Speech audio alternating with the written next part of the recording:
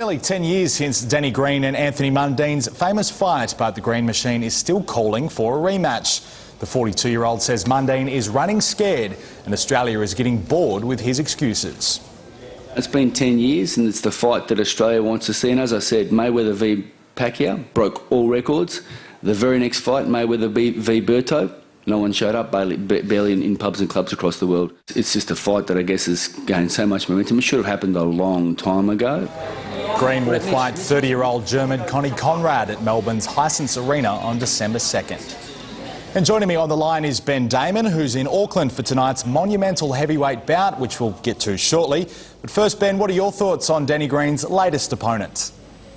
Yeah, g'day, Rich. Konni Konrad, he's certainly not a household name. He sounds like he should be in a boy band with that name, but he is a solid opponent for Danny Green. He's had 22 wins, 2 losses, 1 draw. He fought for a world title in his last fight against Juergen Braehmer, who's a very tough fighter. He was stopped in that fight.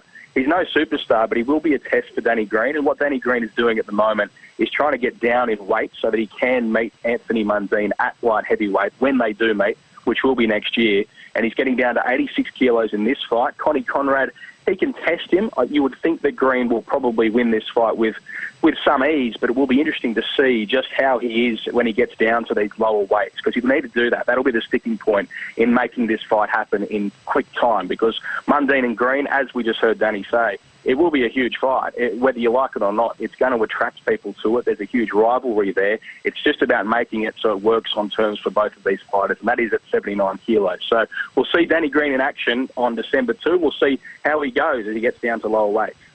Well, you know both of these camps in terms of the Mundine and Green camps very well. You use the word when rather than if. You're that confident that it will definitely happen next year?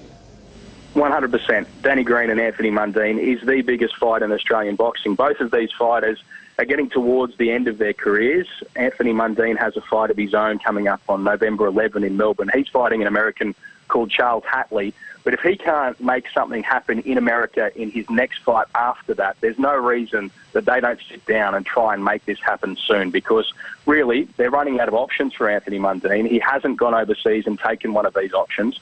He's decided to stay at home and fight against a fringe contender like Hatley. So really it's about either going over and doing that or taking this fight with Danny Green soon, because there's going to be plenty of money for both of these fighters. Green's made no secret of it. It's the only reason he's back in the ring is to try and attract Danny, to try and attract Anthony Mundine to fight him, whereas Mundine's still holding out hope that perhaps he gets back overseas, but I think there is little or no doubt it'll happen next year. It'll definitely happen within the next 12 months.